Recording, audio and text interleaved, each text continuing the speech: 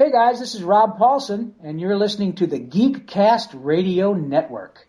Today on MWIRE, we'll be discussing a Stephen Hawking biopic, who could be the next Hamlet, a Robin Williams sequel you won't believe, as well as discussing what many people believe was the worst movie of 2013. All that and more coming up on MWIRE Weekly.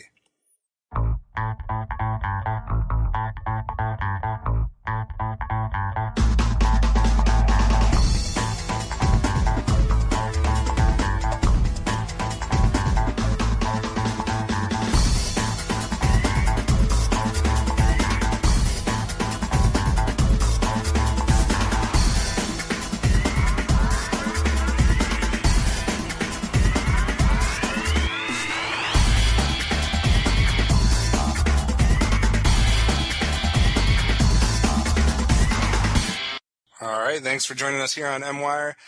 As usual, joining me today is Nathan Adolfo Shabadoo. Hello. Hello. And Fridley Sent. Hello, Matt.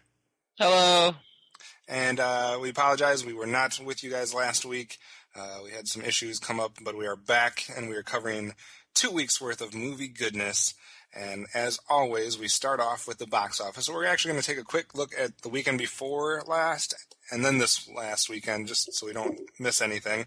The previous weekend, which was April 11th through the 13th, not a surprise, Captain America was still reigned supreme at number one. And then it was followed by three new films, Rio 2, which Captain America only beat by about 2 million, and then Oculus, which was way down, about 25 million less, and then Draft Day, and it was rounded up with the top five with Noah. So we had Captain America at 41 million, Rio 2 at 39, and then, like I said, it dropped into the 12s, 9s, and 7s, and so forth.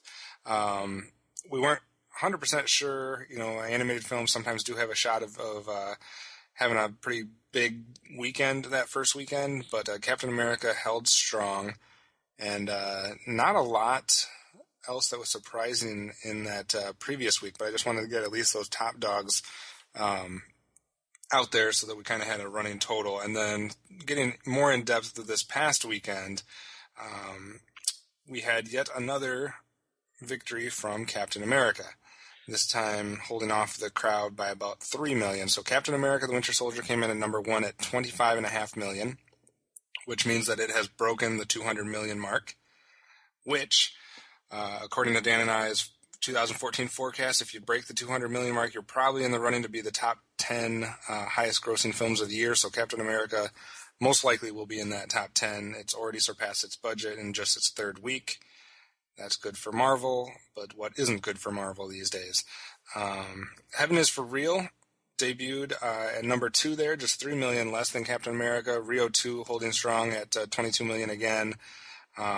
Not quite at its budget yet, but it's had 75 million in 2 weeks, so that's not bad for Rio 2. Transcendence, the newest film there from Johnny Depp, opened at number 4. That's got to be disappointing. It made 10 million. It's got a long way to get to that 100 million budget. And then Haunted House 2 rounds up our top 5 with Draft Day and Oculus, Noah, and Divergent all dropping out of the top 5. Anything surprising you guys as far as Captain America holding the top spot 3 weeks running? I'm not that surprised. I think it's important. I think it's important to note that Haunted House 2 has doubled its budget in its first week, and it's had a budget of 4 million, and it's up to 8. So that's a financial success for that one. That is true. Heaven is for Real also more than doubled its budget in its first week. It only had a $12 million budget.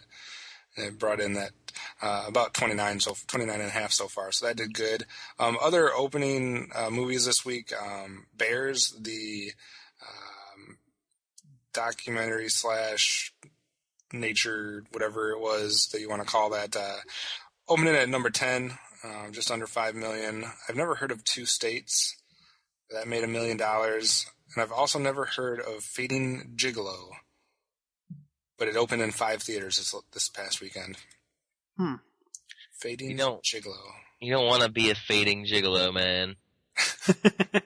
Also opening in 1 theater, coming in at 72nd, Kid Cannabis. Way down there. Oh man, he loves the Smoke the doobies. As far as your major drops this week, there wasn't really anything huge. The Raid 2 in its fourth week dropped about 62%. Need for Speed down about 57%. That is not going to make its budget, thankfully. And 300 Rise of an Empire, which had a budget of 110, is right now sitting at 105.5 million. And it dropped way down, so it might not quite reach that budget until you factor in maybe some of the overseas and DVD sales, etc. But as far as just opening in the theater, it just missed probably what it was expecting to do there. Anything looking forward? I mean, we've had Captain America at the top spot for 3 weeks in a row. Coming out this next week, we got the Paul Walker movie, Brick Mansions, The Other Woman, The Quiet Ones. Not much. I mean, I would say it's probably pretty safe that Captain America is going to hold on to that spot again. Yeah, definitely. So we'll see which movie finally comes around. Probably going to be, Spider-Man that knocks Captain America off of the number one spot eventually. Oh, totally. If it doesn't lose it in the next 2 weeks, Spider-Man's gonna. Yeah, right. So we will keep a track of that. As far as our yearly totals, we haven't done this in a while. So looking at the yearly rankings so far, our top 5, we have the Lego Movie is still at number 1 with just over 250 million. Captain America is now our new number 2 at 200. And then Ride Along, staying in that top 5 at 134, Divergent at 133, and rounding up the top 5 is Mr. Peabody and Sherman at 107, with 300 right behind it at 105. So those are your leaders so far for 2014. Getting into our news stories, we do have a lot to cover. We're going to touch on some stuff that might be from a little over a week ago and some stuff from just this past week. But going into the headlines, it seems to be the trend, I guess, with movies that are based on books that are for young adults, that eventually you decide to split books into multiple movies. I was wondering what your guys' thought. Is that just a money grab when we split books in? The latest one here, and the reason this is a headline is because they've decided that the final Divergent sequel is actually going to be split into 2 parts. So instead of a trilogy of films, we're now going to have a quadrilogy. Is that the term? That's what they say in the article. So I think there's like Divergent and Allegiant and Insurgent. Allegiant's the 3rd book apparently, and now there's going to be Allegiant Part 1 and Allegiant Part 2. I haven't read the books, but I can't imagine that there's that much that in those books that it really needs to be made into a second movie. Twilight's done it, Harry Potter's done it, and now Divergent has done it. Is this something that is going to happen more and more, or is this, I don't know, it just seems like a cash grab to me. I was gonna say, like, when they first announced Harry Potter was doing it... Hello? Terribly sorry, but Skype decided to glitch out on us, so we lost a few minutes of sound. Let's pick back up where we were talking about new Marvel franchise characters. Nate, is there anything you would like to see from the X-Men universe? Yeah! I fucking love Gambit! I can't wait to see a Gambit movie. I don't even care if Channing Tatum does it. I don't care. Whatever. Yeah! Actually, about Channing Tatum as Gambit, I think we're going to talk about that more later, but I think, in my mind, Gambit's more like I want to call him Garfield Logan, but that's Beast Boy. Andrew Garfield? Right. Yeah, he should be skinny and not muscly. I know that every picture of him is he's got a 12-pack. Right. And Channing Tatum just looks too broad. I expected to be a tall, lanky guy. Yeah. But maybe I'd love to see him try. You know who I want to see? And I mentioned a little while ago when we were talking about X-Men Apocalypse is Blink. I like her character a lot, and I'm 99% sure with the newest trailer she's in Days of Future Past. But I think ultimately from the Marvel Mutants section of the Marvel Comics, what I'd like to see is I'd love to see a Multiple Man movie. Oh, yeah. Spin off into... Yeah, spin off... Wait, what'd you say? Jamie Madrox, right? Madrox, yeah. I'd love to see that, the spin-off into a Peter David X Factor movie, because for the longest time, X Factor was the only comic book I was picking up anymore. It's really good. It's really good, and so if they could spin that, that'd be great. But they would have to change who he was in X2. Was he in? He was in X2 or The Last Stand. I don't remember which one, but they'd have to change that because he was too young and stuff. Yeah. But yeah, a Madrox into X Factor would be great. All right, and we'll have to see if anybody else has X-Men characters that they would like to see spun off. They can sound off on which ones those would be. It'd be interesting to see them do a Deadpool correctly. Right. Yeah. As well. All right, going into more Marvel and DC stuff. We apparently are looking at a release date standoff. It's going to be interesting to see if and when one of these films budges. And what I'm talking about is the Batman versus Superman, or whatever we're calling that film, is basically right now set to release the same weekend as Captain America 3. Really? And that is something that does not usually happen. Usually they try to avoid going head-to-head on the same opening weekends. First of all, it just doesn't make a lot of sense to either of them because they're both going to get a hit because people have to choose. But we'll have to see. I would assume eventually one of them will say we have a new date. But it's a long way off from now. It's 2015 here, May of 2015, so we're a good year before that's even going to take place. But I don't know. I don't know if it's kind of like a prideful thing where they're afraid to be the one that moves or what, but I don't think I would want to go against Captain America 3 if I was Batman versus Superman, The Dark Knight Returns. Yeah, definitely not. Yeah, if they've seen any of the people's reactions to Cap 2, they're going to know they don't stand a chance. Right. If they made Batman versus Superman like Rio 2, that might do a little bit better. If they made it an animated movie. That released a few weeks after Cap and then still didn't topple it? Yeah. And it would do better than the actual movie would do. I don't know, man. People like Ben Affleck, people like Batman, people like that last Superman movie didn't do bad, right? So I don't think it did bad. I think it critically did bad, but yeah, no, I thought it did well money-wise, and so Yeah. So I would expect, like I said, the DC will probably be the ones that move. Then they need all things. They need all the stars to align on this one. They're putting kind of all their eggs in one basket, and I don't think they want to be dealing with something like that. I don't think Captain America or Marvel is too afraid of going against anything in the world right now outside of Star Wars. yeah. No one goes against Star Wars, but outside of that, I don't think Marvel would shy away from anything. So we'll have to wait and see on that one. As far as one of the things I had talked about in the opening, apparently there is a Stephen Hawking biopic coming out with a possible November release, and the name that has been tied to it as far as the starring role is Eddie Redmayne. Is that like Redman Methaman? What are you talking about? No, Redmayne that is his last name. Oh. scored by the RZA. That would be interesting, though. I didn't know there was a Stephen Hawking film coming out. I guess maybe it could be interesting, but I don't know. What do you guys think? You don't sound very convinced, Kevin. No, I'm not. I would love to see a good Stephen Hawking movie. The only time I've ever seen anything about Stephen Hawking in the last 5 or 10 years has been more in the world of parodies. And oh, sure. Family Guy type stuff, Saturday Night Live type stuff. But maybe he deserves a serious take on his life. I think he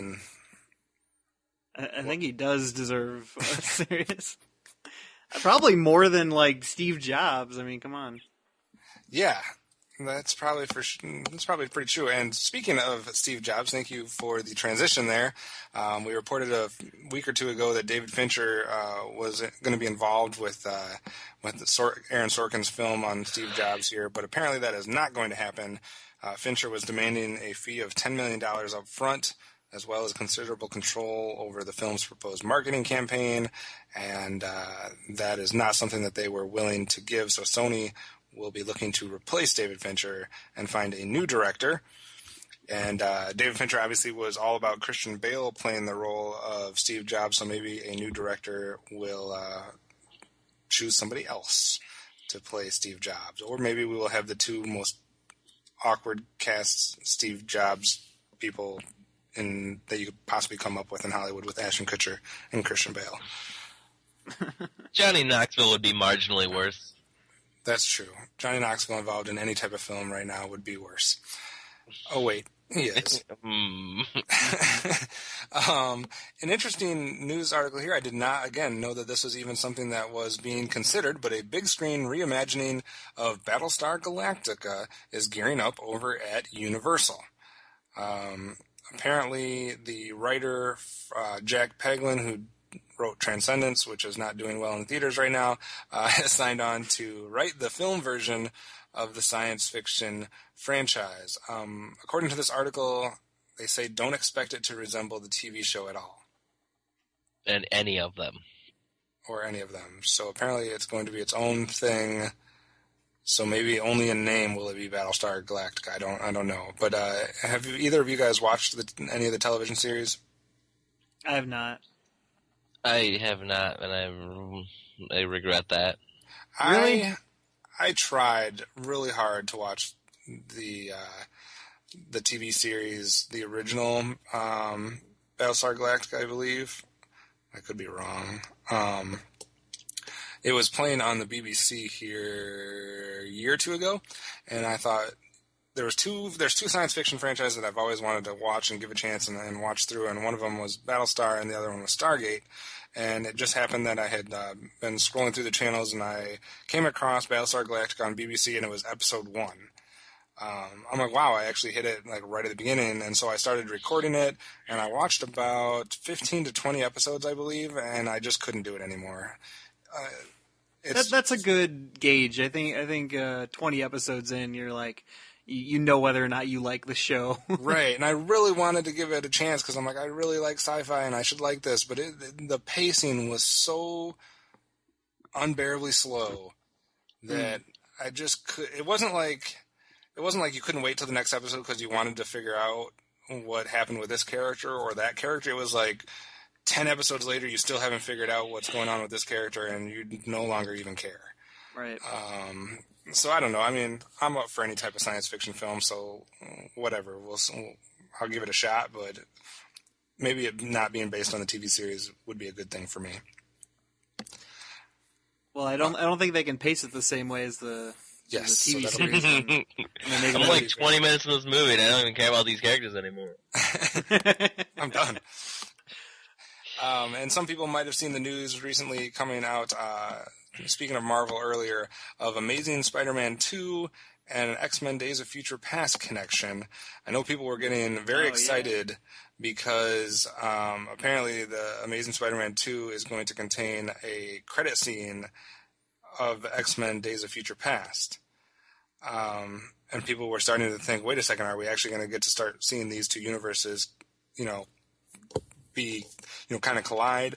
And how did they get, past all of the contractual stuff and legal stuff, etc.? But it turns out that the director, Mark Webb, of Amazing Spider-Man 2 had an existing contract with Fox Searchlight following his work on 500 Days of Summer. And there was Sony wanted him back for Spidey 2, but he was tied to Fox for another film. So what happened was Fox agreed to let Webb head to Sony as long as Sony would promote Fox's new X-Men movie. So this is the way of Sony promoting the X-Men movie by putting an end credit scene at the end of Amazing Spider-Man 2. So those hoping that these two worlds would start to intermingle, I apologize, but that is not going to happen. But weird still to have an X-Men clip at the end of Spider-Man, I guess. I don't know. I feel like it's just we're contractually obligated them to play our trailer after their movie, because it's like we're already gonna get a trailer before it, because that's what every movie theater's gonna do, is do that. So like, it's so weird to me that they're like, haha, we got them, another trailer. Like, even if it is a slightly longer one. Yeah. Or technically, it could be a shorter one. Because, I mean, the trailer is going to be like a minute long, and this one... There's been some in-credit scenes that have just been like, 20 seconds. Yeah, that's true. And some have been really pointless, and some are very kind of intriguing. So we'll have to see what kind of snippet they give to us. But I don't know. I wouldn't think that they'd want to... I don't know. Like, do you really want to have a great snippet that then starts to, like, gain traction, and then people are going to see Amazing Spider-Man 2 just to see that? No one's going to sit through a 2.5-hour movie to see 30 seconds that they could look up on YouTube. But, I mean, if they were on the fence, like, I don't know, I kind of want to see it. Because, I mean, I know a guy at work who did not want to see Captain America until he heard all of the praise for it. So, like, I mean, I know what happens, so, I mean, I wouldn't discount it. Not that it's going to happen, considering it's going to be just another trailer or whatever. Yeah. Moving on to some sequels, remakes, reboot news. For those of you that liked, or for the one person on the planet who did not like the Lego Movie, Lego Movie 2 has some news coming out here that apparently it will have more female characters.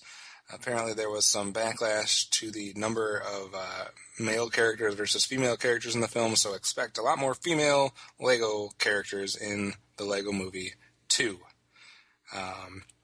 Nate, you liked the Lego Movie. Any problems with there being more females in the second one? Wait, problems with there being more females? No, not at all. I'm just trying to think about the first movie, and I'm trying to think of... Like, if there... I mean, there was a bad female character in it. The like, Unikitty. horse... Yeah, the Unikitty. Wild Kitty, Style. that wasn't... Wild Style was cool.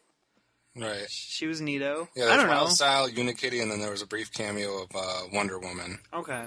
Yeah, so I guess there wasn't too much female representation in there. Of course, it is a Lego movie in which they're toys, which is weird. It's weird to think Girls about, don't play like, with toys. sexism. No, I'm not saying that. I'm saying... Cartoon like, Network it's weird. says that. Oh my god, yeah, with Young Yeah. Justice. Yep. Jesus. But no, it's weird to think about, like, their female representation in, like, Toyland. I don't know. I guess the first Toy Story, like, didn't have a single female character, so they amended that a little bit. with Jessie. Whoa. They had Mrs. Potato Lady. No, that was in the second one. Dang. They had Bo Peep in the first Toy Story. Oh, yeah, no. She got captured like ladies should. Shut up, Matt. No, it's funny, actually. If they were to make a Toy Story or a Lego movie about my toy collection, it would be something like 80% lady toys. Well, you're Which weird. sounds really creepy. But he Yeah, it promises definitely not. does. I promise it's probably not creepy. It's probably not. A little bit, but probably not. This next one will get my friend Joel very excited here because for good. some reason he's seen this movie probably 15 times and he has yet to come up with a valid reasoning for it. But apparently there will be a sequel to the reboot of Karate Kid. Wait, he's seen the reboot of Karate Kid? He has seen the Karate Kid starring Jaden. Will Smith's kid. Right. Jaden. Yeah, he's seen that film probably 15 times. Why? I mean, I could understand watching it because it's not bad. It's not a terrible movie. I've seen it. But he's seen it like 15 times. Why? Does he watch it like when He he's... has yet to give me a good reasoning for it. He likes Does he Jackie have Chan. children? No. So apparently the director of the film Crazies, Breck Eisner, has signed on to direct both Jackie Chan and Jaden Smith in a Karate Kid sequel, which that whole franchise is now getting confusing because it's a sequel of a reboot of I don't know. It's the world we live in. No, like, I want Jackie Chan in as many movies as he can do, even though he's getting old. I want him doing stuff, so I'm all for it. And Will Smith just wants Jaden Smith to be in a movie that's successful. So Yeah, he really does. and he tried to do it with him, and that didn't work. So now he's letting Jackie Chan take the reins. But I mean, everyone could see was After Earth. Like, you could tell from the trailers that one wasn't gonna do well. No. Like, they super computer de-aged Will Smith, and it was like, ugh. Really? Did you watch it, Matt? No, I watched, that was one of the rare moments in which I watched a trailer before I saw that, like, because I don't have television, or general access to television, so I don't see a whole lot of trailers until I started this podcast. And it was one of the, 4 trailers I saw the year it came out, and I could just watch it, and I was like, well, that's not how evolution works, and that's not what Will Smith looks like, and that's wrong, and it just really bothered me. Like, that trailer really bothered me. Yeah.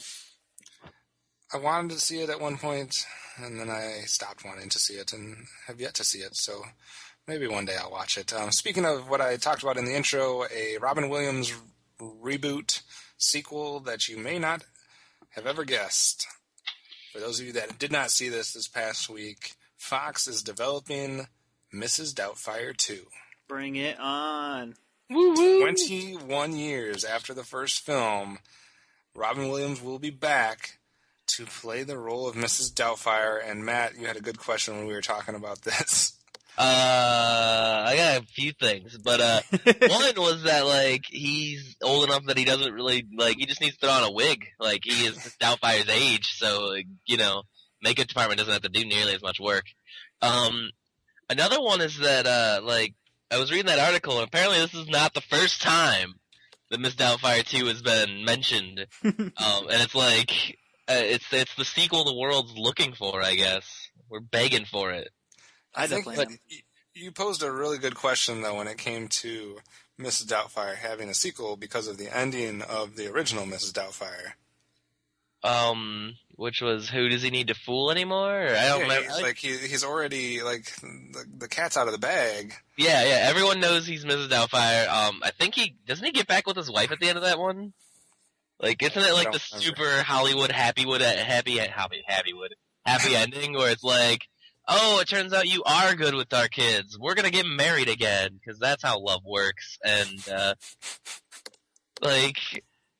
maybe that's what the sequel should be, is that, they realize that they still don't like each other, and that he's a good parent, it doesn't mean he's good at it. Although I guess the kids are gonna be, 40 now. Right, exactly, so they're just gonna be super old, so it doesn't even matter anymore. Now he's gonna be tricking his kids' kids. No, he's gonna be great. If, his kids are like, Dad's crazy, because he's Robin Williams, and he dresses up like old ladies, so we're not gonna let him see his grandchildren, so he has to, become a nanny to see his grandchildren, and it's just depressing.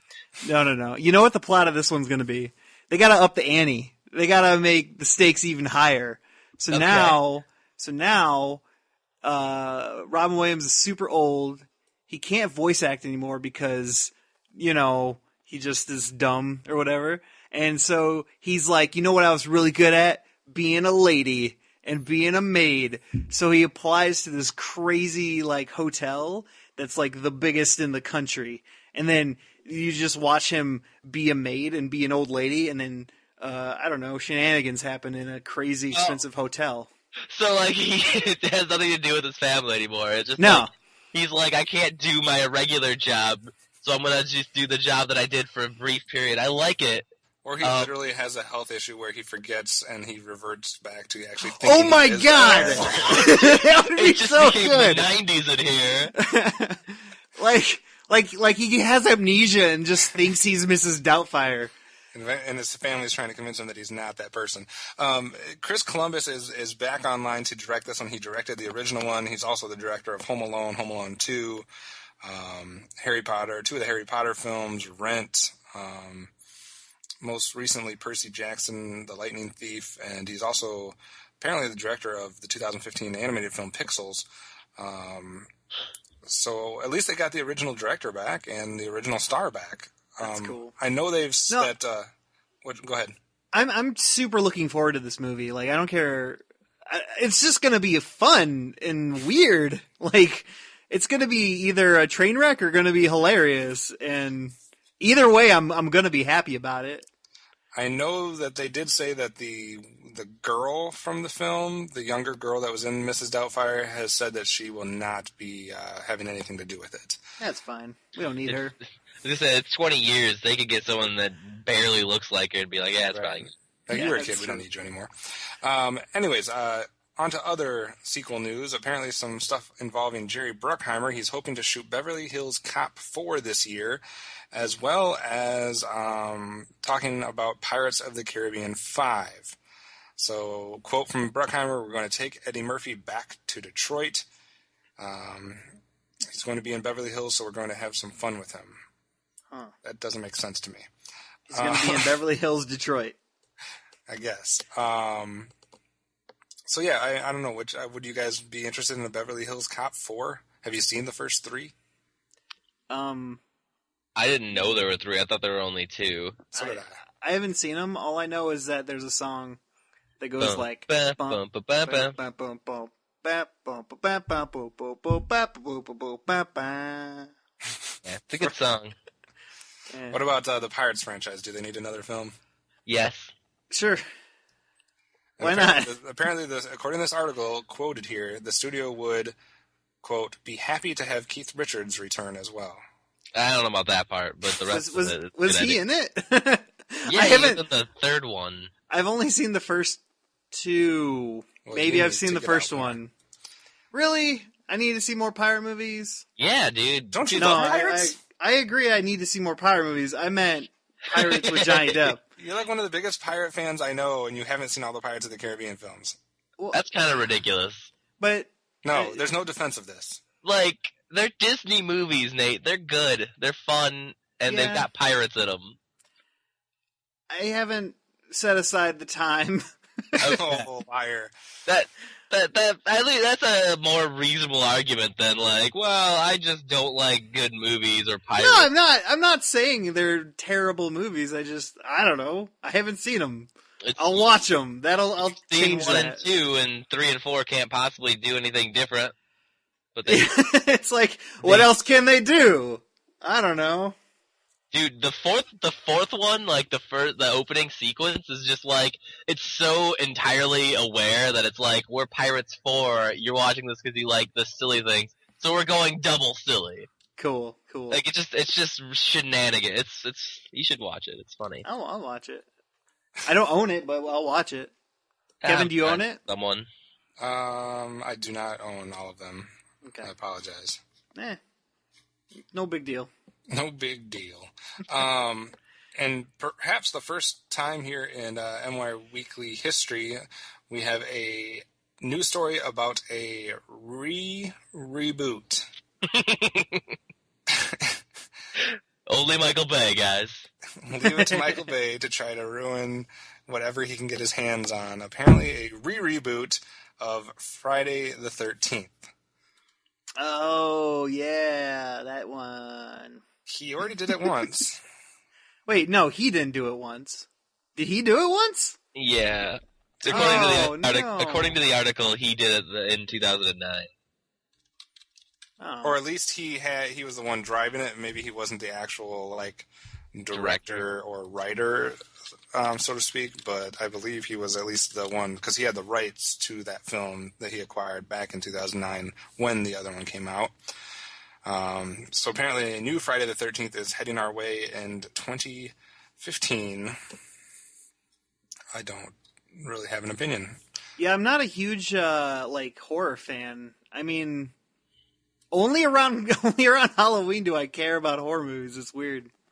Most of the world agrees with you, so it's not that strange. Like every time around Halloween, I get the weird itch to I want to be scared, and I'll watch a dumb movie and then be like, that wasn't scary. Oh well, and then I'll have a nightmare.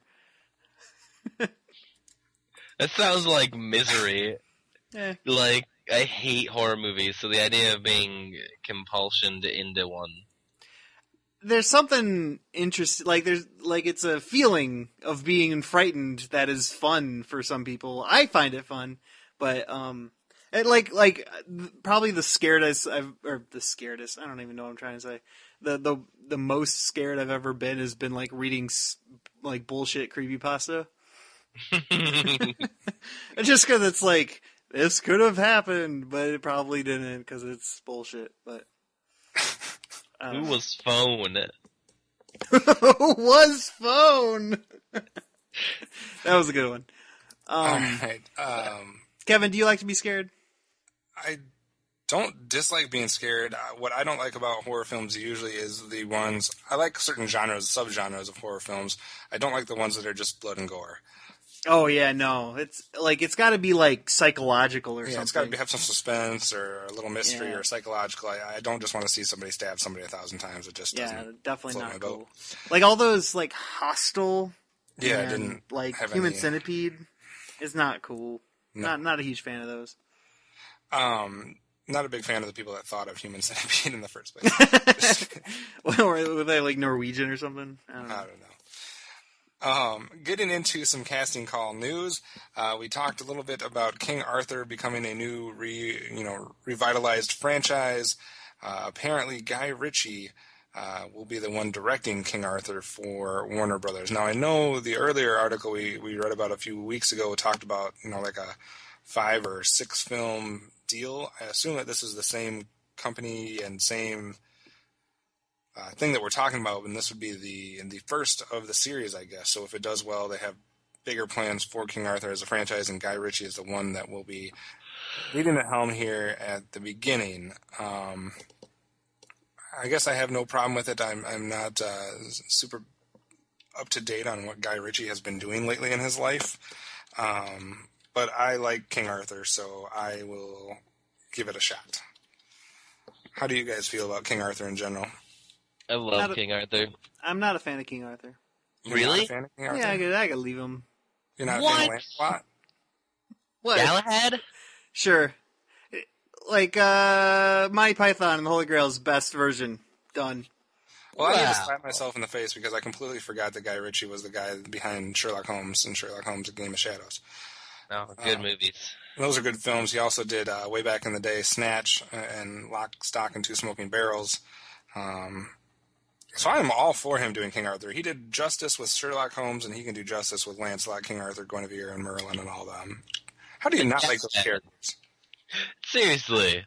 Never Shut cared. I don't know. I just never cared about him. Did you see They that were movie just- where they had Keira Knightley with them? Did I see it? Yeah. No. You were sitting next to me. we watched that? Was that King Arthur? There was no magic in that. There were druids. They painted themselves up, hid in the forest. Yeah, no, Yeah, you I watched that They when I got also home. had barbed wire 200 years before it was invented. That's magic. that That is is magic. And they had it attached to arrows somehow. It was weird. no. was a I Fun that was movie. that was okay. That was an okay movie, but I don't know. I've just never cared about the lore of King Arthur. Sorry. Yeah, but it's hard to argue against more fantasy movies. We already get not enough of them. Yeah. What do you mean? We get plenty of fantasy movies. No, we get lots of other stuff. Yeah. Yeah. Well, there's a lot of sci-fi at least right around now. Yeah, there's been a sci-fi resurgence, but not so much a fantasy resurgence. And speaking of superheroes, even though nobody was, the Spider-Man spin-off, the Sinister Six, apparently has found itself a director. Drew Goddard apparently has confirmed the role of director for the Sinister Six film. He has actually not done much directing. The only film he's directed before the Sinister Six was The Cabin in the Woods. Oh, this is a great movie. He's done a lot of writing and producing. He wrote for some TV series, Daredevil, Lost, Alias, Angel, Buffy the Vampire Slayer. He also helped with the screenplay for World War Z. So apparently that is your man for the Sinister Six film. I don't know. I think that's decent. I think he's got some kind of science fiction / fantasy background as far as his writing goes, so maybe he can be a good director. But like I said, he's only directed one film, The Cabin in the Woods, so not a lot to judge him on. But Nate, you said you like Cabin in the Woods? Yeah, definitely. Matt, have you seen Cabin in the Woods? No. What Halloween did you watch that around? That I didn't never watch. I think I watched that in like March of some year. I don't know. Isn't that one of those horror movies? Yeah, but it's way more interesting than just a horror movie. There's so much more going on that it's really good. Can we put your clip where you said about the Halloween stuff right back to back with this clip? I'm just kidding. Why? we should use their Hollywood magic. I don't wait. Why did I contradict myself or something? No. Well, kinda, but no. No, it would just be funny. Okay, whatever. But seriously, though, fake editing choices. We're not editing this. This is going live. That's fine. I think, is it the Sinister Six movie coming out in between Amazing 3 and 4? Like, so it's kind of like, I don't know, I'm not too worried about this guy who's done one movie coming back to do another one in 3 years. Yeah. I can't remember if it's coming out between 3 and 4 or coming out between 2 and 3. You can't. I thought I had heard, and I could totally be wrong. In the nebulous movie news of things that don't come out for a few years, I had heard that it was supposed to be more of a redemption flick. Like they've all been villains, and now are they supposed to be villains still? So you got to have them appear before that happens. That would make total sense. But maybe that news is old and wrong at this point. We'll figure out. I think that makes more sense, though. So I think you're right. And we always seem to find a way to get some Star Wars news in here, so let's get two of them right in a row. First of all, one character that will appear and one actor that won't appear. The character that will appear is none other than Chewbacca. Chewbacca! So Episode 7 will see the return of Chewbacca, and he will be played by the original actor Peter Mayhew, who is getting up there in age, I would assume. So at least we will have a reuniting of Chewie and Han Solo. It's a good thing that only Peter Mayhew's getting up there in years, and not all of them. No, not all of them. Although Carrie Fisher, I don't know what they're going to do with her. Not put her in a bikini. I don't think she looks as bad as everyone's saying. I think she has her good days and her bad days, and they're going to have to make sure it's a good day. They've got Disney money. And I'm hoping it's just one day. Like, she's only going to be shooting for one day. Ouch. I don't need to see her too much. Harrison Ford, you can splatter him throughout the film. That'll be fine. I don't need to see a lot of Carrie Fisher. Just not a big fan. Did they say Mark Hamill's going to be in it? Yes. I'm assuming. Yeah. Good. Yes, and he's only going to do voice work, though. That's not true, but that would be okay with me. Yeah, He is the new James Earl Jones. Oh no! Me, I am my father. In the Joker voice. Nate, were you going to say something? No. I think you're lying to me, but we'll move on. I was going to finish what I was saying. What a Wookiee! Go on. Apparently the next Bond film has found its villain. Bond 24 villain will be none other than, I can never say his name, Chiwetel Ejiofor, the guy from 12 Years a Slave. It's perfect. I've got something to say, which was, you didn't mention Benedict Cumberbatch like you said you would, Gunnar. Oh, I forgot the other part. Before we get to Mr. Ejiofor, Benedict Cumberbatch has ruled himself out of Star Wars Episode 7. Saying, just like he ruled himself out of Star Trek. Yes. His quote is, I would have liked a part in JJ's new Star Wars, but it won't happen, sadly. Before also ruling himself out of ever appearing on Doctor Who. Oh, that doesn't bother me. It doesn't. What was I saying? Oh, God, who's the guy from There Will Be Blood? Daniel Day-Lewis. Daniel Day-Lewis. I was saying he should be the next Doctor after Capaldi. We don't need the next one cast already. It's too soon. No, it's true. It's too soon. We can only cast for 2015 and 2016 right now. So yeah, no Benedict Cumberbatch, but like Matt said, he flat out denied being involved with Star Trek Into Darkness, and that obviously happened. So, but apparently no Doctor Who and no Star Wars for Benedict Cumberbatch. He can only be in so many franchises, I guess.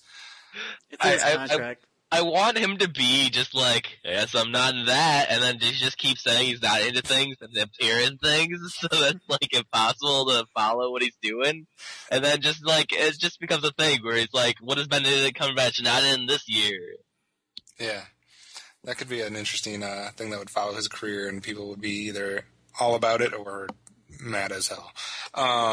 So yeah, James Bond, Daniel Craig again will be the role of James Bond, and apparently a lot of the other people from the last film will be returning, but a new villain with Ejiofor, who basically played the hero in 12 Years a Slave, so it'd be interesting to see him in the villain role. 12 Years a Slave was probably the only thing I've ever seen him in. I don't know if he's been in any notable films outside of that. I'm sure he's been in a few smaller films, but I've never kind of thought of him as a villain. So we'll see. You guys didn't see 12 Years a Slave, did you? Nope. All right. That is definitely on the list of things you need to see. Totally. So we'll see if he can pull off the villain role. And also going back to some superhero stuff, Channing Tatum reveals that he has discussed playing Gambit with Fox. We already kind of talked about Gambit being a thing, and so Channing Tatum has admitted that he has discussed the possibility with Fox of him playing that role. I'm kind of with you, Matt, even though I'm not as knowledgeable on Gambit and the rest of the X-Men universe. I still feel like someone taller and skinnier, not necessarily skinny, but someone of a different body type might do a better job as far as the physical portrayal of Gambit. So I don't know who that is, but Channing Tatum just seems too muscular for me, too stocky. Yeah. Broad. And the last casting note for today, apparently a Macbeth film is being made, and you'll never guess who is going to play that part of Macbeth. It is none other, apparently, than Michael Fassbender. We've seen him in Prometheus. We've seen him in 12 Years a Slave, Inglourious Bastards, X-Men, obviously, First Class. So now the possibility of him playing Macbeth, I think is great. I have jumped on the bandwagon. I will basically support anything Michael Fassbender is involved with. So, and I love Shakespeare, so I'm interested to see the combination of Michael Fassbender and what the take is going to be on this version of Macbeth. Yeah, I saw a Macbeth out at Navy Pier 3-4 years ago, and it was great. So I'd love to see one with a big screen budget. Yeah, I'm definitely down for that. So that is it for the casting news for us this week. Getting into some trailer talk. There was a lot of trailers released over the last 2 weeks. I'm not going to go through the whole list because there's probably about 15 to 20 of them. But it will be included in the episode post on geekcastradio.com. So if you click on this episode, you'll get to see all the different trailers. We're just going to kind of hit the highlights. Nate, which trailers did you find most intriguing out of the ones you watched for the last 2 weeks? I'm not gonna go straight to like X-Men or whatever, but I want to talk about Chef for a second. I don't know. I really liked the trailer for Chef. I think it could be a really cool movie. Just, I don't know. Maybe it's because I like food. I mean, Jon Favreau and Robert Downey Jr. have done some things before together that have turned out pretty well. Some things. It was like one of those things. You know, maybe Iron Man, maybe Iron Man 2, maybe Iron Man 3, but no, they didn't do. What's that? Jon Favreau wasn't in. Well, he was an actor in Iron Man 3. He didn't direct it though. Yeah, but you know, it's interesting. It's like rival chefs, I think, kind of like taking everybody's love of the Food Network and putting it on film. Seriously. So yeah, I'm willing to see more of that film. I'm not convinced yet, but it was one of the ones that intrigued me when we were looking forward to 2014. So I'm still intrigued. What else stood out for you, Nate? Just one more thing about Chef. Is it weird that like I want to see more of John Leguizamo? No, I really like that guy. I don't know why. I just like him. He's a good guy. He's dang likable. What else stood out? Man, not a lot actually. There's a lot of trailers that I didn't care much about. Probably How to Train Your Dragon 2 is looking good. I really liked How to Train Your Dragon 1, so I'm excited about it for this one. There's also We Are Marshall 2. They've retitled it When the Game Stands Tall, apparently. Also known as Remember the Titans. and any other sports film that you want to put out there. They played the trailer for that at draft day, and it just looks like your prototypical sports film again. It's hard for them to come up to reinvent the wheel there. What's the most innovative sports movie you've ever seen? Field of Dreams. And it hasn't been topped ever since. No. It's the best sports film ever. Is that the If You Build It, They Will Come movie? Yeah. I mean, it's got ghosts in it, so... Yeah. It's a sports film that's like, we know how to redo things. We'll put ghost ball players in here. Let's do a time-traveling sports movie. And they followed the number one rule of making a sports film, and that was they cast Kevin Costner, and everything else seems to work out from that. It just falls into 20 years later, we're still doing it. 20 years later, every time someone does a sports film, they still call Kevin Costner first. I know maybe you guys aren't as intrigued by this one as I am, but maybe you are. But I definitely am excited to see what exactly they do with Jersey Boys. Oh no, I'm excited for this one. I hate the music in this one. Like that guy, what's his name? The main Frankie Valli? Frankie Valli. His voice is terrible. I don't know why it caught on. I mean, obviously, people are throwing things at their computer screens right now. I don't care. It's like he's whiny, and I don't want to hear it. Pot. Frankie Valli and the Four Seasons is who the Jersey Boys is about. Obviously, Jersey Boys is a Broadway blockbuster. I know you can't really call Broadway stuff blockbuster, but it is the equivalent there.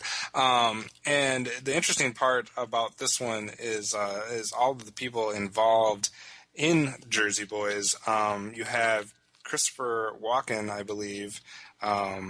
Yes. Is playing a major role in that, and I'm trying to remember who is behind it. If it's Robert Redford or is it Clint Eastwood? Clint Eastwood is directing it. Yeah. So you have Clint Eastwood directing a musical, which is starring Christopher Walken, and is about Frankie Valli and the Four Seasons. To me, that's enough for me to go see it. That's fine, man. I do like Christopher Walken a lot. I want to see it just because, it's a musical. I love musicals, so we'll see. Also, in the trailer, everyone's talking straight to the camera, and I like that in a film. I don't know why. I think it's cool. Like, yes, break that fourth wall. I'm with you. I'm with you. Other ones that seemed interesting to me, I thought The Immigrant looked like it could have potential there. I really don't want to explain too much, but you can watch the trailer by clicking on the link at the website. And then everybody has been excited, especially Dan, old friend from earlier MWIRE weekly episodes.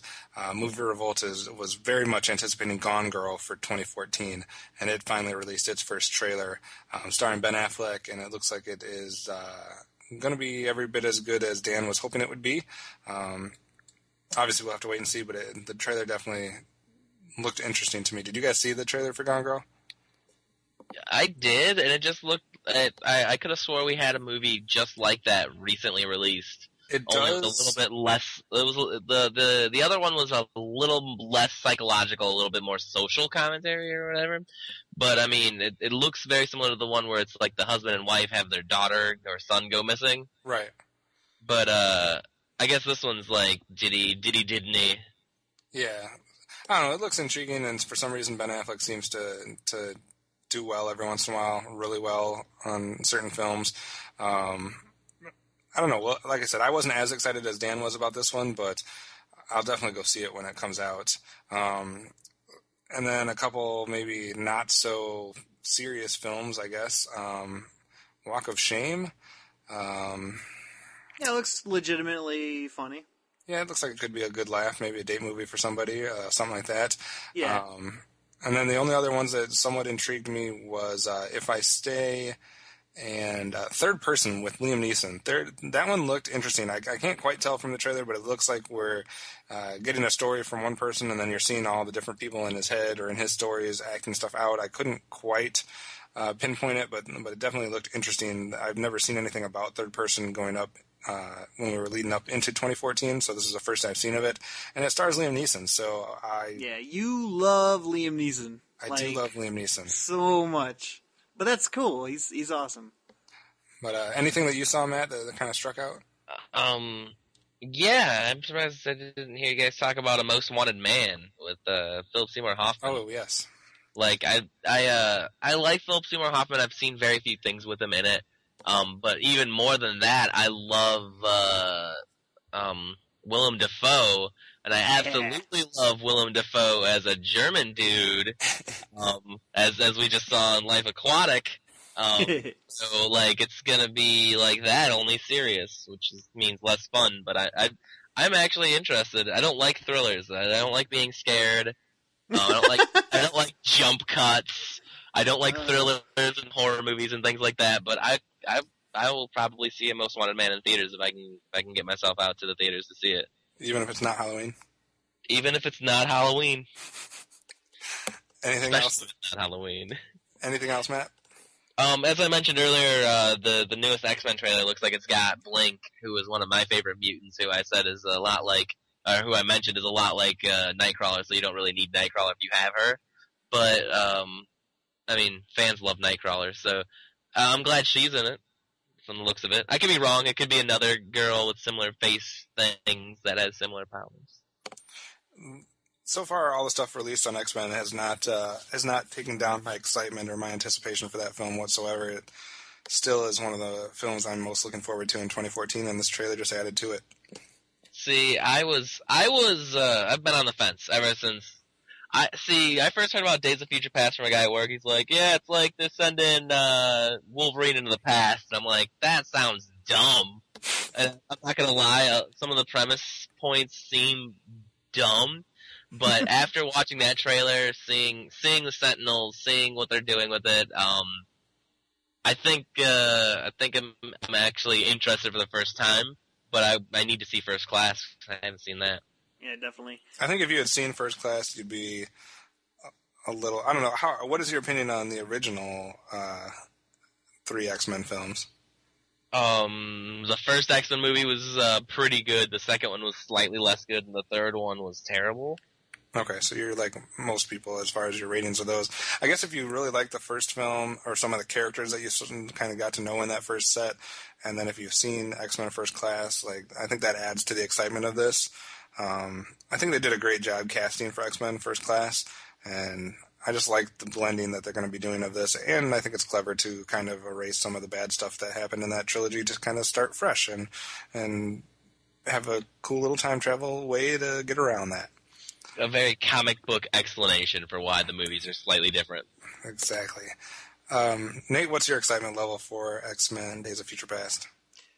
On a scale of what? 1 to 10. Oh, jeez. Like a 7. That's decent.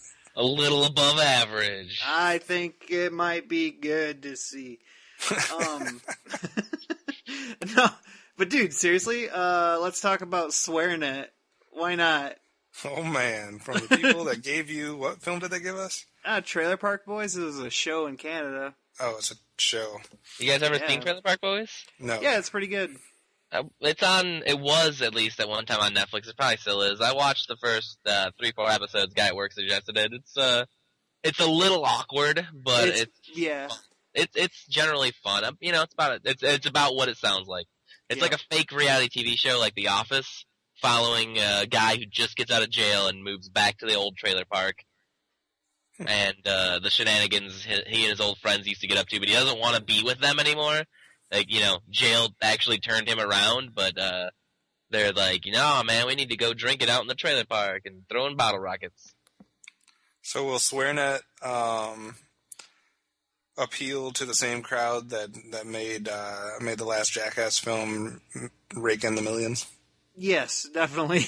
Probably. It's got that like really stupid and incredibly shocking humor value that some people find good. I don't know.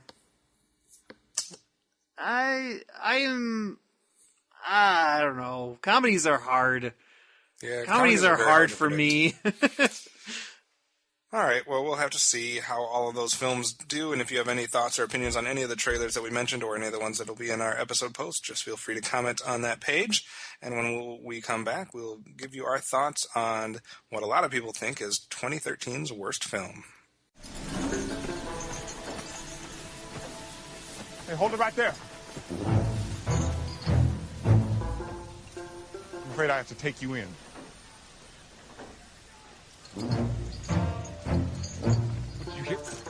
You hear me? You speak English, don't you? Hold! By the authority granted me by the state of Texas, I'm hereby arresting you. Are you not entertained? Are you not entertained? All right, thanks for sticking with us. And before we get to the main attraction for today, Nate, any movies that you saw outside of the main attraction in the last week or two that you wanted to mention or discuss real quickly on the show? Sure. I've seen way too many movies that I can hardly remember. I know I saw Catching Fire. That one was, Megan's gonna be mad at me. No, it was pretty average. I don't know. I felt like it took really, really long to get to the games, and then the games were actually really like lackluster. Because they had all these cool characters, one that sharpens her teeth to like bite you, and then they didn't even like do anything with her. This is the Hunger Games sequel? Yeah. Yeah. Just I guess for those people that saw the first one, like the games played a huge part, and there was a lot of like different strategy and battle for survival type thing, and they were probably expecting more of that in the second one, and they just really don't give much screen time to the battle in the second one at all. Yeah. It's a lot more driving the story and a lot more kind of plot stuff, and then it gets to the actual Hunger Games, and it seems like it's just over with. Yeah, and then it totally ends with a dumb cliffhanger. So it's like the movie barely meant anything. I don't know. Like they have the Hunger Games every year. Yeah, but they changed the rules, so the protagonist can be in it again, which she's not supposed to be in it.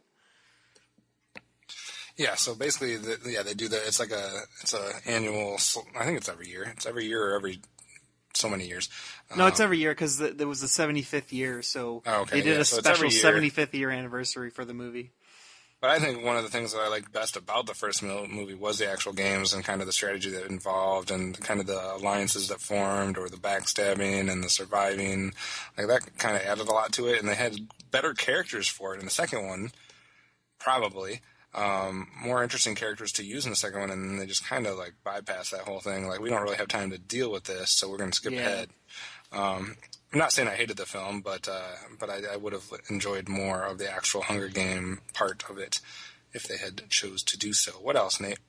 I saw The Help, which is pretty good. It's a good movie. That got a lot of good reviews. I have not seen that yet. It's got some fun, like racist people getting their comeuppance, which is awesome. It's one of the main reasons why I love Django. I think Django did it a little bit better, but I don't know. And inspired by our recent watching of Grand Budapest Hotel, you and Matt took the time to see Life Aquatic. Yes. And what was really, really good. It not as good as Grand Budapest, but I still really liked it. Matt, what about you? Oh, this was like my fourth or fifth viewing. I finally bought it. Went to the local used DVD store, and this was the only Wes Anderson film they had. I love it. I mean, I couldn't remember many points. I had forgotten Willem Dafoe was entirely in it, which is weird because he's one of the principal characters, I would say. I love it. It's a great movie. I'll watch anything Wes Anderson does. True fact. Fair enough. What else, Nate? Anything else that you saw? I never asked. Oh, I saw There Will Be Blood again. I watched that again with Megan. He did what he said he wouldn't do, which is watch that film again. Yeah, and I'm gonna watch it again with you, Matt, and I'm gonna watch it again with John and Madison, and I'm gonna watch it again with Robbie whenever I see him. All my hope friends are I'm going not- to see it. I hope I'm not the last one. Dude, you're like the second one now. Not What? counting myself and Megan. Well, no, but you're like the third one then. We'll That's watch it if it anytime you happens. want. I'm only the third one if it happens third, and that's the best I can do now. Well, whatever. I still love you, Matt. Nate, I forgot to ask what your opinion. I know you maybe at some points weren't paying super close attention to it, but I still think you got the gist of it. What was your overall opinion of Gladiator? Oh yeah, I was dozing off, weren't I? I liked it. I don't think it was bad. I probably am not in. I can't really say either way. It was fine, I'm sure. Kevin and I had a lot of fun without you that night. We Yeah, did. I'm sorry. Matt, what did you think of that film? It was so I had originally, as I told you guys, and I've told a bunch of people now over the past weekend, was I originally rented Gladiator on VHS when it first came out, from a movie rental store that used to exist back in the day. And I plugged that into my VHS player, and then I turned around and started playing like Diablo 2 on my computer instead of watching it, while I played in the background. And it's one of the two movies I did that as a child. It was that and U571. I should really go and rewatch U571. So I got to correct a mistake I made as a child. And it was not the movie I expected it to be. It was interesting. It was fun. I think for being a movie called Gladiator, they took a little too long to get into Gladiator matches at all. It was like over an hour before you get to see the first Gladiator match at all, or even really talk about it.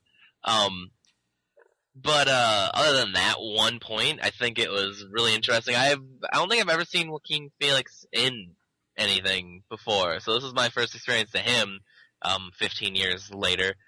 And I thought he did a stellar job. And Kevin and I were talking about how if they had just cast him as Anakin Skywalker in Episode 2, which came out 1 or 2 years later, like how much better that movie would be. No, like Gladiator came out in 2000, I thought. 2000. I guess it would have been the same year, wasn't it? Because it wasn't in 97, 2000, 2003 for the new trilogy, the prequel trilogy.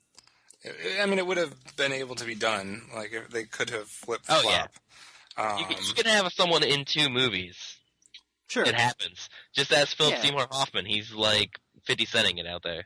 50 Cent? Tupac's the yeah. I was like, 50 Cent's still alive, dude. Yeah, he's doing what 50 Cent did, where he does a bunch of movies. What?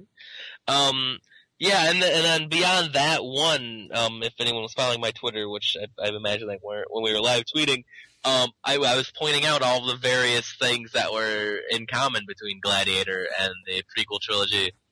Attack of the Clones came out in 2002. Gladiator 2000. So... Yeah, I was gonna say, they did 3 years apart for the prequel trilogy, just like the original trilogy. So, Okay. 99, 2002, and 2005. Yeah, I knew it was 99 for the first one.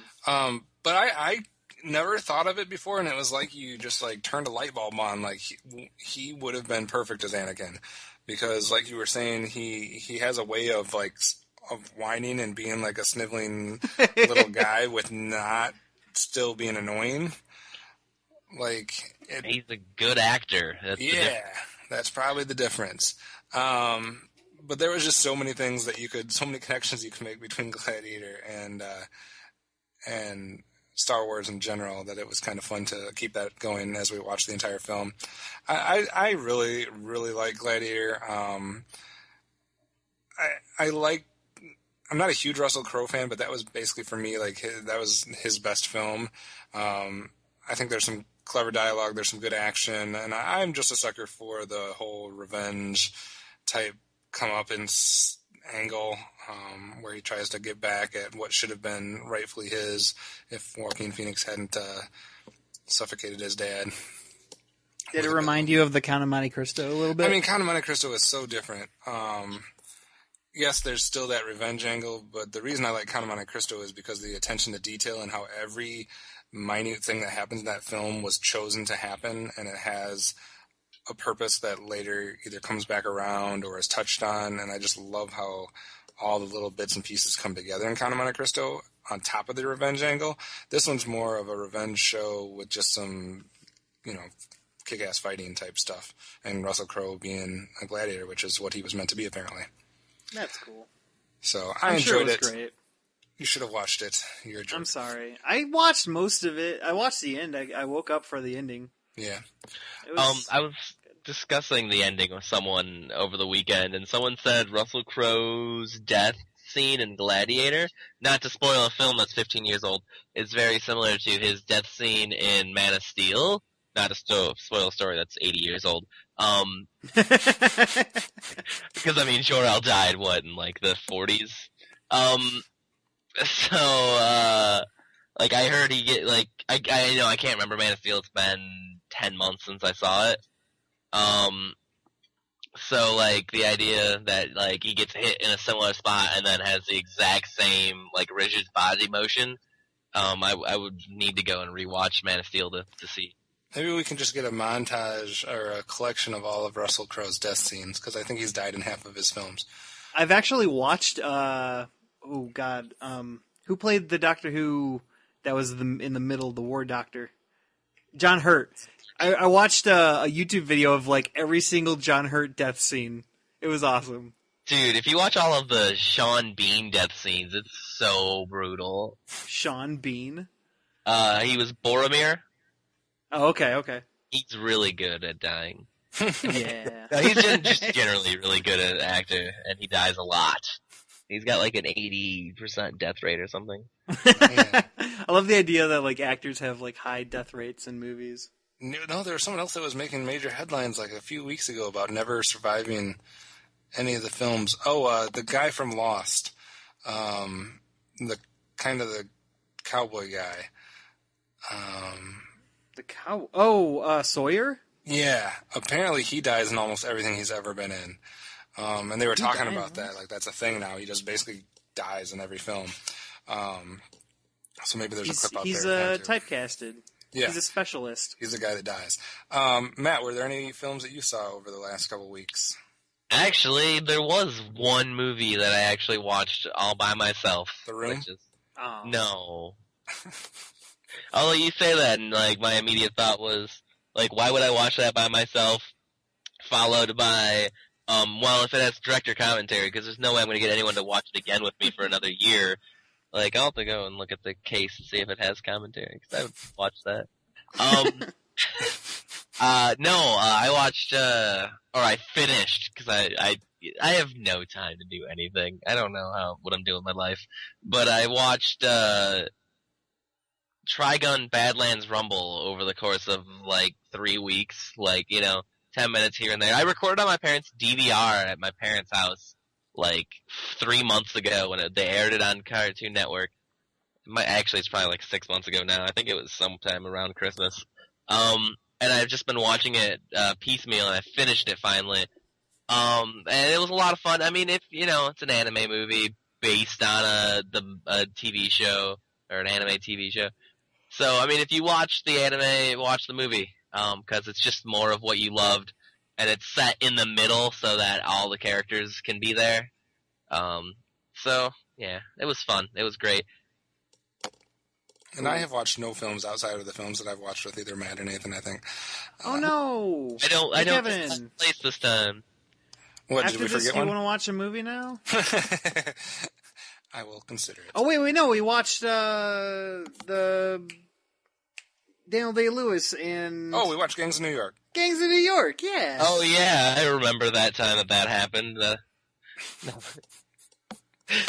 We watched Gangs of New York, and Gangs of New York is a great film, and Daniel Day-Lewis is a great actor. I actually prefer Gangs of New York over There Will Be Blood. Nathan prefers There Will Be Blood over Gangs of New York, but I think I like the historic stuff they throw in there about New York and kind of the origins of the city. And you really love period pieces, right? Yeah, and I not a huge fan of Leonardo DiCaprio, but I think him and Daniel Day-Lewis did a great job together. And, I mean, yeah, you could cast someone else besides Cameron Diaz in the film probably, but Gangs of New York is just an excellent film. Yep. It's got a lot of agree. badass action in it and some crazy death scenes. And guess who else it has in it? Liam Neeson. Oh, yes. If you put like Liam a Neeson second. and Daniel Day-Lewis in the film, it has no chance of being bad. I'm sorry. 0. Daniel Day-Lewis has been in like 5 movies in the last 10 years. He knows how to pick them. Yep. What was your overall opinion of Gangs of New York, Nate? I liked it a lot. I felt it. I mean, I feel most movies are way too long. Like there's always something that can be cut. I feel with movies, especially when they reach that movie was like almost 3 hours long. Yeah, it was pretty long. It was insane. I don't know. It blew your mind because it was like an old-fashioned VHS tape where you get halfway through the film and the screen stops and it says, "Please put in the second DVD." How many VHS tapes actually had that? Like Titanic did. Any film, Yeah, I any remember VHS that. tape any movie that was more than 3 hours, I think. Yeah, So too long. Titanic. It's Titanic, not that I it just remember wasn't. because it was always sold in that huge pack, that double pack, and Yeah. it was like, that's annoying. Oh, Return of the King was a 2 Okay. VHS. Yeah, but Gone with yeah, the I don't Wind. know. Movies are. Oh, Gone with the Wind. Gone with the Wind had like an intermission and everything. Yeah, we can go on with this if we want to. All right, fine. I'm just saying, really long movie. I don't know if it needed to be that long. If they could have told a tighter story, but whatever. Movies are really long. I'm sorry to not interrupt, but yell really loudly into the microphone. I did see a movie by myself again. I saw 2. I did it twice. You lied to us earlier. Well, Nate knew. I re-saw Captain America. Oh 2. yeah, with Trent, right? Yeah. I've got a group of guys that I go to all of the Marvel movies with, but the Marvel Universe ones, not like Spider-Man or X-Men. And I have gone to almost every Marvel movie with these guys, and one of them couldn't go, so I went with him the next weekend. What did you feel about your second viewing?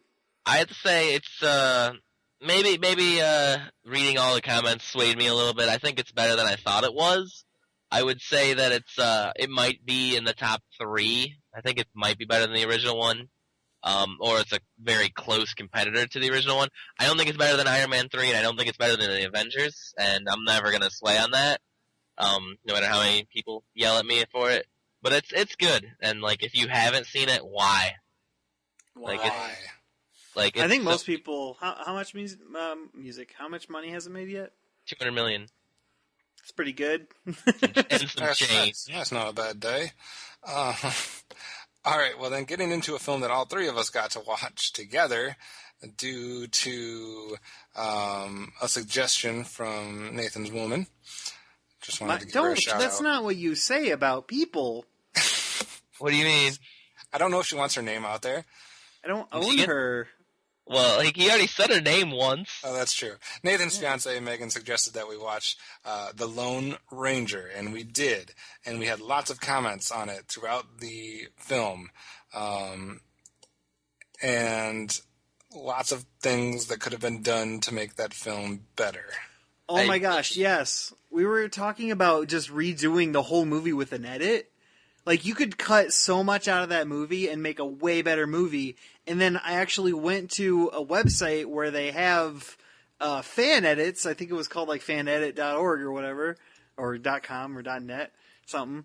And they had 40 freaking fan edits of this movie where they went in detail of everything that they took out. And it was took out all the Johnny Depp scenes at the in the future where he's talking to a kid, took out all of this, all that, and it was yeah, that's happening. That would definitely be the first thing that you would do if you were trying to fix this movie, is you would take out all of the flash forward sequences because they served absolutely no purpose.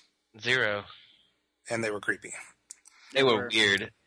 They were weird and creepy, and then at one point something from the future transports back into the past. Dude's peanuts or something.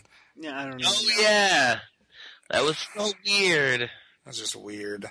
But I think it could have been done right. It could have been done in a better way. They just missed that by about 1,000 things.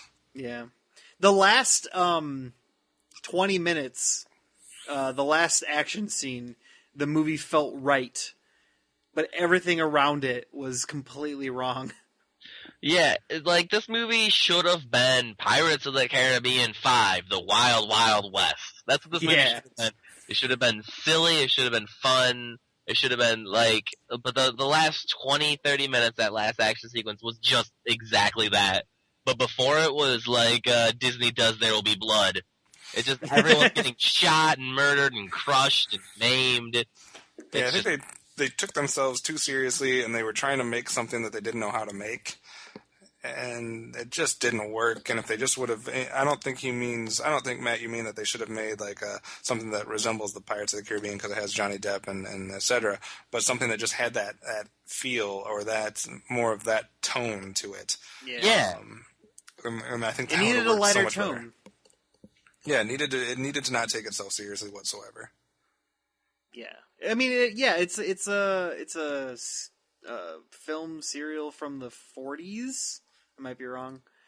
That it was just like bad guy, good guy, I'll fight. Yeah, it's like Street Fighter. That is a reference like I would not expect to hear out of you. Street Fighter. No, just a random reference. I'm going to start calling you somebody else. Don't. I got that joke. Matt, what else could they have changed in this film, or what other parts did you dislike, or what parts did you like about this film? I think I covered it. I think I liked the parts that were a lot like a fun family action movie. Are you okay with the casting of Tonto and the Lone Ranger? I think I had that knee-jerk reaction of Johnny Depp's playing Tonto, and he's playing him just like Johnny Depp plays everything. Like that bothered me at first, but seeing it, I think I had the same reaction as I did to watching The Green Hornet when I watched The Green Hornet a few years ago, which was, hey, this is a reimagining, and I don't know the source material at all, so I'm going to take it just at face value, and I enjoyed myself. Although with this movie, I enjoyed myself a lot less. So I think I like if they had just done just like the first action scene, the last action scene, and just those two, like done the whole movie like that, where it was Johnny Depp plays a Johnny Depp style character in another movie, and it's fun and quirky, and you get like the predictable. Like, the girl throws a rock at the villain ducks, and it hits the main hero in the face, and the villain doesn't even know the main hero's there, ha-ha.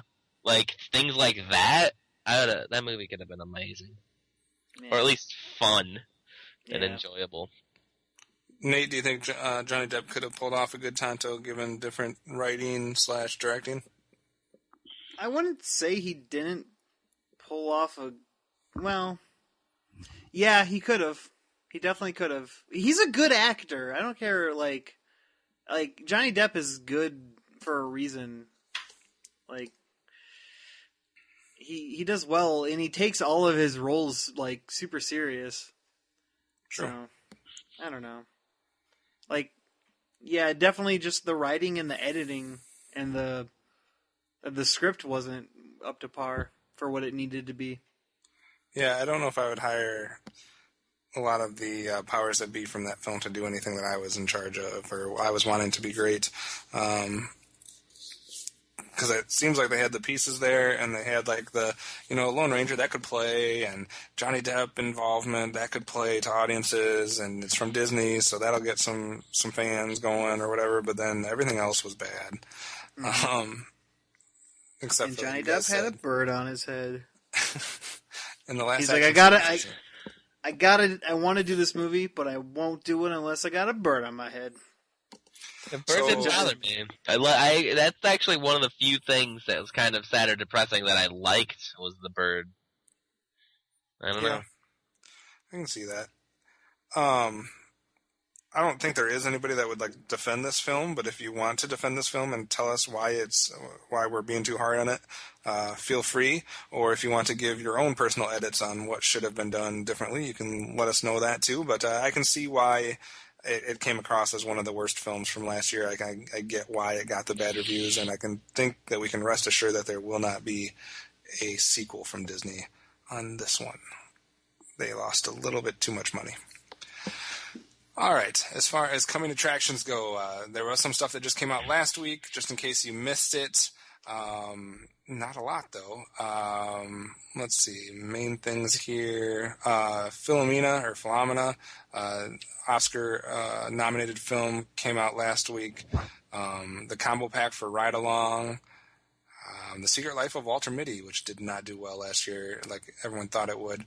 And those all came out last week, and coming out here this week, not a lot. The Spectacular Spider-Man, the complete series.